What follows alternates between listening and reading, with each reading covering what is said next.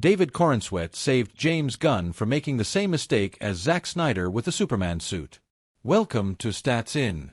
If you're just joining us, please subscribe and don't forget to turn on notifications bell for more video.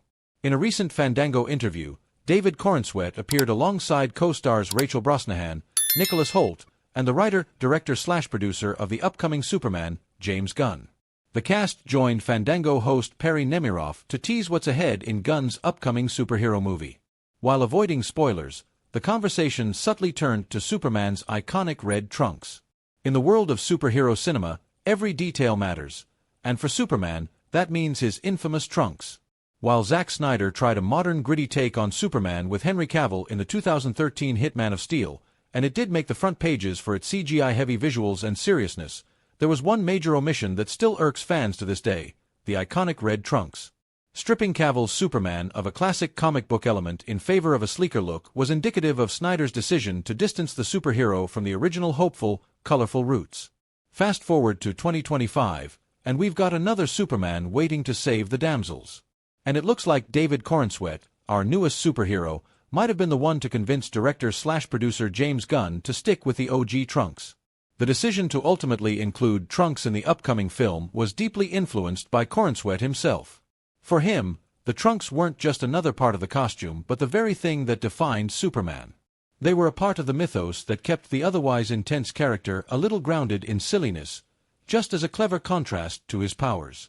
Gunn recalled, "One of the biggest questions was, were we going to have trunks or were we going to, not have trunks? I talked to Zack Snyder, who was like, I tried a billion different versions with the trunks, and at the end of the day I tried it, but I couldn't get there, and I was feeling exactly the same way. David, he tried in not trunks, and he tried in trunks, and I still was going to go with not trunks, and then you said..."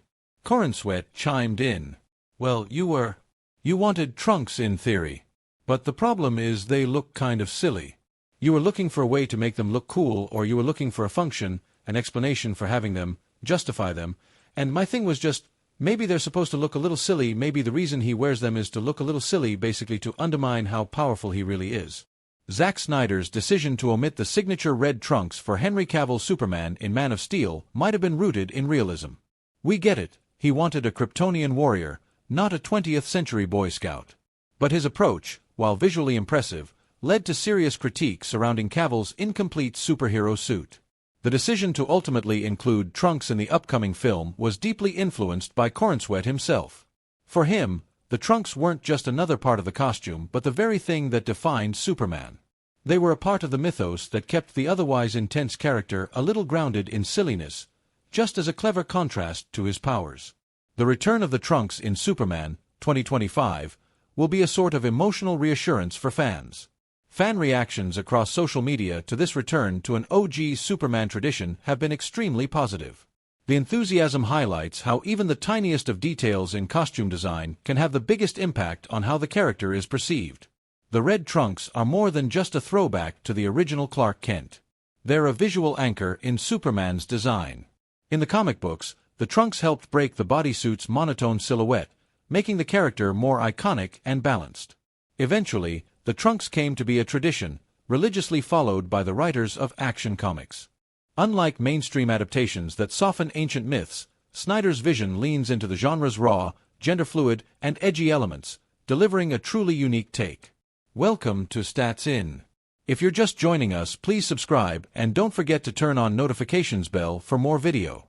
His latest Netflix venture, Twilight of the Gods, has provided him with a rare opportunity to fully explore his wildest artistic ambitions without fear of running out of space. The director referenced the increased space for creativity that television has provided during an interview. Zack Snyder has built a reputation for his bold visual storytelling and expansive world-building, whether in the superhero genre with Justice League or in his dystopian sci-fi project Rebel Moon. However, while his feature films often grapple with runtime limitations and studio mandates, Snyder has finally found a medium where his creativity knows no bounds: animation. We wanted to and never run out of space. Snyder's passion for mythology dates back to his high school years, where he first studied Norse legends in depth. With the help of writer and mythology expert Peter Apurlo, he ensured that Twilight of the Gods remained authentic while pushing the boundaries of what audiences expect from such a series. The director explained how he was able to maintain a sense of creativity and edginess in Twilight of the Gods. He claimed that while he committed to a bizarre vision of Norse mythology, the show still lines up well with traditional stories. Twilight of the Gods is an animated series that plunges deep into Norse mythology. Unlike many pop culture adaptations that sanitize or simplify these ancient tales, Zack Snyder has embraced their bizarre, gender-fluid, and often brutal nature. As he revealed during a Netflix Geeked Week interview, this unrestrained approach was exactly what he wanted, via Shakefire. It's not really the sort of Norse mythology that you have seen so much in pop culture. Or pop culture tends to shave the edges off a bit and make it a little easier. We really went for all the weirdness. I thought that was cool. So yeah, I think that it's a much weirder, kind of more edgy, kind of bizarro vision of Norse mythology, but actually lines up probably more with traditional Norse mythology. They're all gender bending and they're all it's great. The director also talked about the expertise his team of writers brought in, claiming that the resultant narrative struck a clear balance between being crazy and taking inspiration from actual stories from the Norse mythology. Snyder is known for extended director's cuts, often exceeding 3 or 4 hours, in order to present his full vision. With Twilight of the Gods, he no longer needed to make those trade-offs. Unlike feature films constrained by theatrical runtime expectations, Matthew Good's casting in Zack Snyder's Watchmen was met with extreme criticism, which the actor did not initially take well, as evident in his first response. Welcome to Stats In. If you're just joining us, please subscribe and don't forget to turn on notifications bell for more video. Matthew Good was aware of the backlash on his casting, which was evident in his shocking response that did not sit well with fans. Ozymandias was the superstar type of villain from Watchmen, and Good not embodying the character's physical appearance was the main issue. Everyone loves Matthew Good in Netflix's Department Q for his critically acclaimed performance as Karl Mork, but this was not the case when he starred in Zack Snyder's Watchmen. The 2009 superhero movie endured mixed reactions from fans, but it was Good's casting as the villain Ozymandias that received the heaviest blow. What's even more shocking is that the actor never truly felt confident about playing the role. He knew he wasn't the perfect fit, but Snyder was adamant about hiring the English star. The decision backfired in the ugliest way. Still, Snyder said Good fit the bill and did an excellent job playing Ozymandias. The filmmaker admitted it was a challenge to find an actor who was both handsome and sophisticated, although he did not think twice about hiring the Downton Abbey alum. He heard the negative feedback from his friends, and according to the British tabloid The Sun, via the playlist, the actor remarked, "If fanboys still hate the film after going and seeing it, they can all line up and suck my D.K. I don't give a f.k."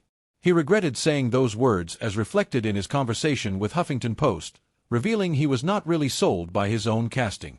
"I wasn't convinced that I was the right